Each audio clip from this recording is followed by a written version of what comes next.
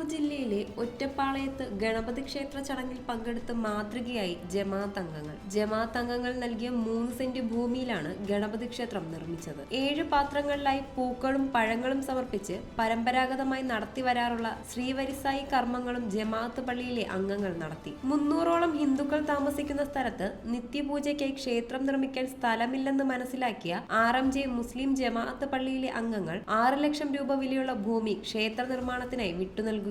മുതിർന്നവരോടൊപ്പം കുട്ടികളും ക്ഷേത്രത്തിലേക്കുള്ള ഘോഷയാത്രയിൽ പങ്കെടുത്തു. ജമാഅത്ത് അംഗങ്ങളെ മാലയിട്ട് സ്വീകരിച്ചാണ് കർമ്മങ്ങൾ നടക്കുന്നിടത്തേക്ക് എത്തിച്ചത്. ക്ഷേത്രത്തിലെ അന്നദാന ചടങ്ങുകൾ നടത്തിയതും ജമാഅത്ത് പള്ളിയിലെ അംഗങ്ങളാണ്.